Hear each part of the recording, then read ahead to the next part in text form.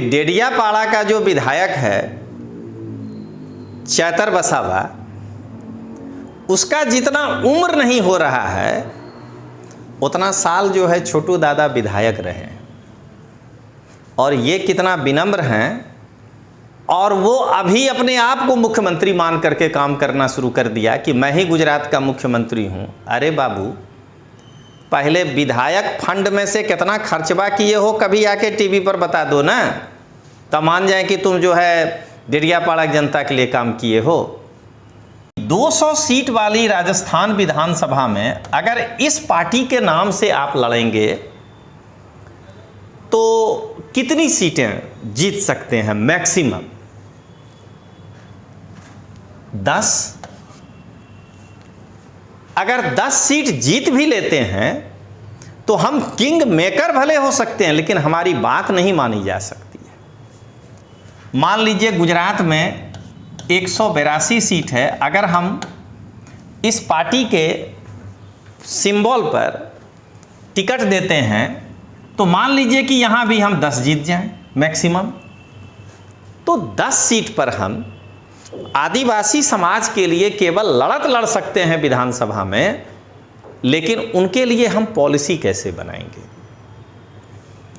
नाम सुझाया हूं जिसमें आदिवासी हित फर्स्ट है, यानी उस पार्टी का पहला एब्रिविएशन तो आदिवासी ही है, लेकिन उसके बाद सवर्ण की भी बात सुनी जाए, अल्पसंख्यक के हितों को भी ध्यान में रखा जाए और पिछड़ों के भी हितों को ध्यान में रखा जाए और दलितों के भी हितों को ध्यान में रखा जाए। ऐसी एक पार्टी का एब्रिविएशन मैंने दादा को बताया। ये सामंती सोच वाले आम आदमी पार्टी के विधायक चैतर वसावा को सीखने का चीज है कि लोगों को सम्मान कैसे दिया जाता है, और इसीलिए इनका उस इलाके में, उस समाज में सम्मान है। मैं गुजरात के आदिवासी समाज से यही अपील कर रहा हूं कि आप एक बार जरा सा ठंडे दिमाग से सोच करके देखिए कि चैतर वसावा जिस पार्टी में है, आम आदमी पार्टी, उसमें आज तक अनुसूचित जनजाति का राष्ट्रीय अध्यक्ष नहीं है। चैतर वसावा जिस भीलिस्तान की मांग कर रहा है, आम आदमी पार्टी का एक भी नेता, चाहे संजय सिंह हो या अरविंद केजरीवाल, भीलिस्तान के मांग का समर्थन नहीं कर रहा है। कैसे वो आदिवासियों का हित कर पाएगा, ये एक बार सोचिएगा। गुजरात के आदिवासी समाज से ये अपील करना चाहता हूँ, मैं बिल्कुल तटस्थ होकर के ये बात कर रहा हूँ कि अगर आप चैतर वसावा जैसे सामंती सोच की पार्टी वाले आम आदमी पार्टी में रहते हुए ये सोच रहे होंगे कि आदिवासी हित की बात कर पाएगा, तो ये गलत है। आपके हित की बात दादा ही कर सकते हैं। नमस्कार दोस्तों, लोकतांत्रिक आवाज़ में आपका स्वागत है। मैं रजनीश सिंह तोमर, राष्ट्रीय संयोजक लोकतांत्रिक आवाज़ में भारत की जनता को हाथ जोड़कर नमस्कार करता हूँ। दोस्तों, मैं जो आपको बता रहा हूँ ये घटना 15 दिन पहले की है। उस घटना के पहले मैं ज़रा एक ये बात बता दूं कि मैं आज जिनके बारे में बताने जा रहा हूं, इनका नाम है श्री छोटू वसावा जी। ये झगड़िया से 7 बार विधायक रहे हैं, यानी 35 वर्ष तक इन्होंने झगड़िया विधानसभा को रिप्रेजेंट किया है, और किसी पार्टी का हाथ थाम करके उस दल के दम पर नहीं किया है, अपने दम पर किया है। लंबे समय तक ये जनता दल यू में रहे और उसके बाद अपनी पार्टी बीटीपी बनाए थे, भारत ट्राइबल पार्टी। तो आज मैं इन पर ही चर्चा कर रहा हूं क्योंकि कल मेरी इनसे मुलाकात हुई थी। तो 15 दिन पहले छोटू वसावा जी को गुजरात में लोग छोटू दादा भी कहते हैं। तो 15 दिन पहले छोटू दादा के पार्टी के एक कार्यकर्ता बहादुर सिंह वसावा जी हैं, जिनके साथ मेरा 6 महीने के साथ समय से व्हाट्सएप पे चैटिंग चलता था। हम लोग बातचीत करते थे, हमारे वीडियो को वो लाइक करते थे, वो कोई वीडियो भेजते थे तो हम उस पर वीडियो बना भी देते थे। तो हमने कहा कि मेरी इच्छा है कि मैं 35 वर्षों से जो किसी एक क्षेत्र को रिप्रेजेंट कर रहे हैं, मैं उस क्षेत्र के उस विधायक से मिलना चाहता हूँ, और मैं छोटू वसावा जी से मिलने की इच्छा व्यक्त किया।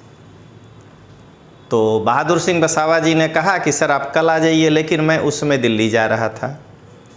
दिल्ली से लौट कर आया और कल मैं सुबह छोटू वसावा जी के झगड़िया विधानसभा में जो इनका गांव है वासना, पहले मैं वहां गया। वहां जाने के बाद फिर वहां से उनके कुछ लोग थे जो आगे देवली, जो इनका जहां ऑफिस वगैरह है, वहां हमको लेकर के गए। तो मुझे मेरा क्या अनुभव रहा इनसे मुलाकात का, वही मैं बताना चाहता हूं।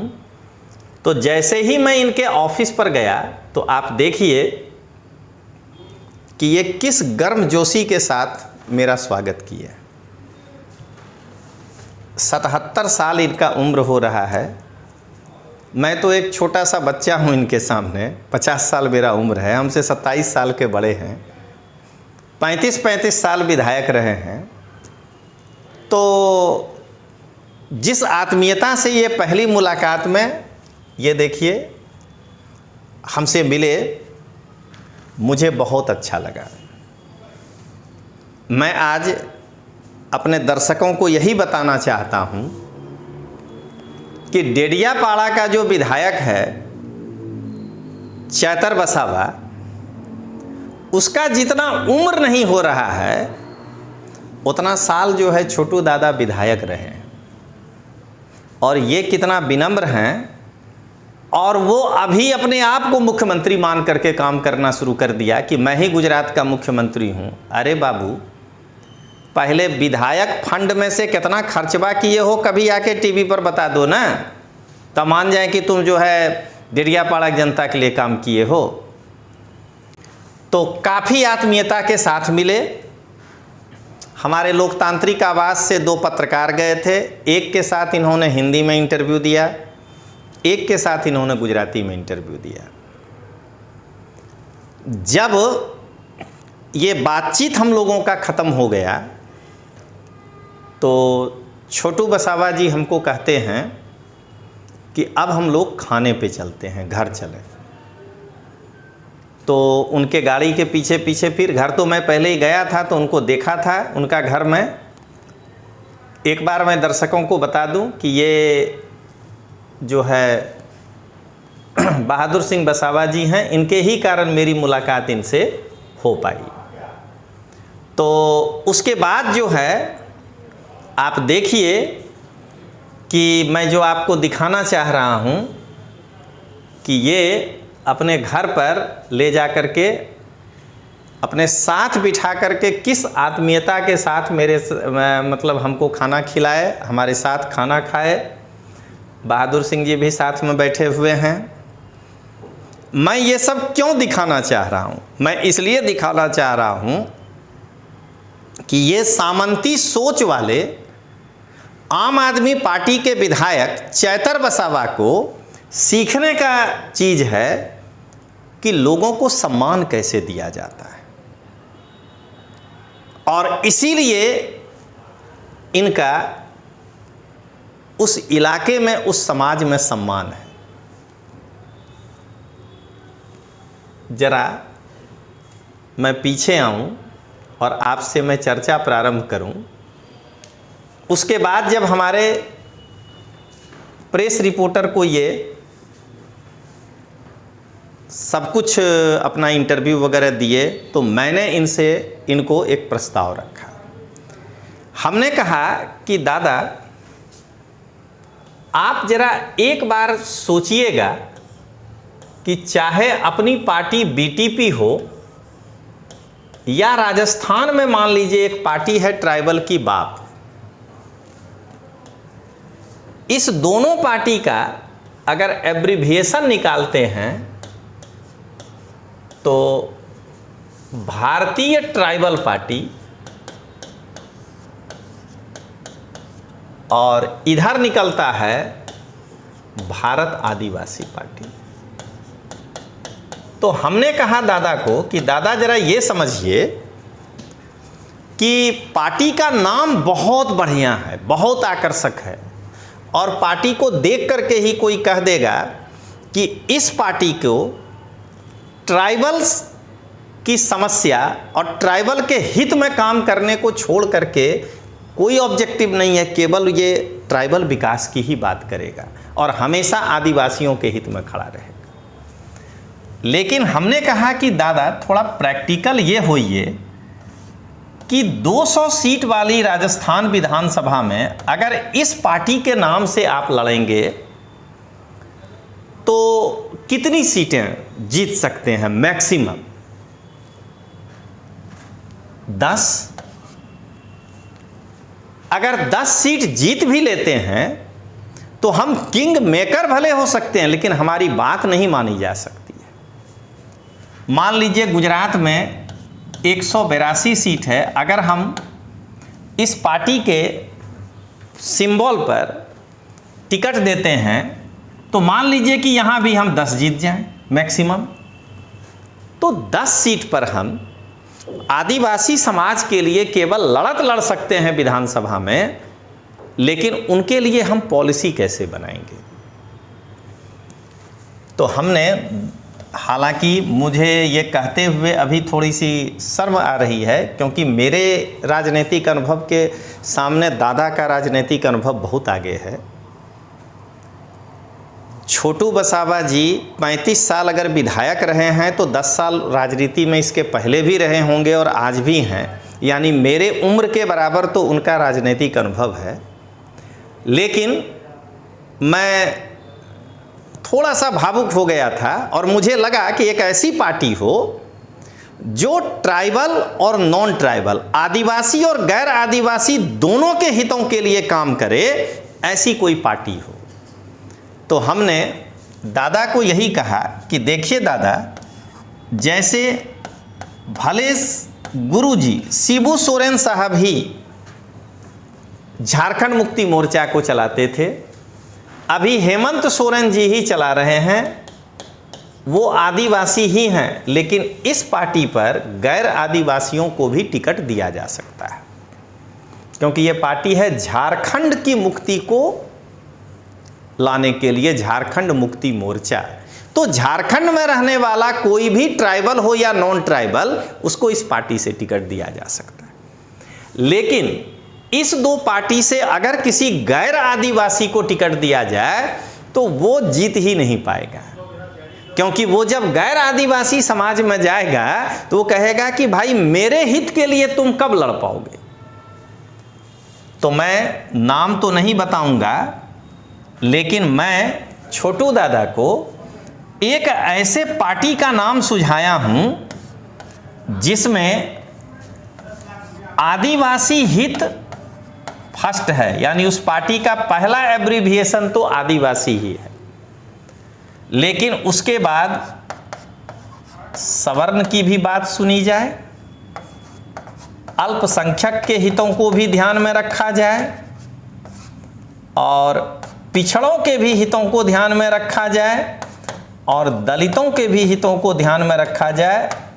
ऐसी एक पार्टी का एब्रिविएशन मैंने दादा को बताया। दादा को अच्छा लगा होगा, संभवतः हो सकता है पार्टी का निर्माण वो ना हो या हो, वो तो राजनीतिक परिस्थिति तय करता है, लेकिन दादा काफ़ी खुश हुए और मुझे पहली बार इस बात की संतुष्टि हुई कि मैं अपने उम्र के बराबर के एक राजनीतिक अनुभव वाले व्यक्ति के साथ बैठकर उनसे मैं काफ़ी राजनीतिक ज्ञान लिया।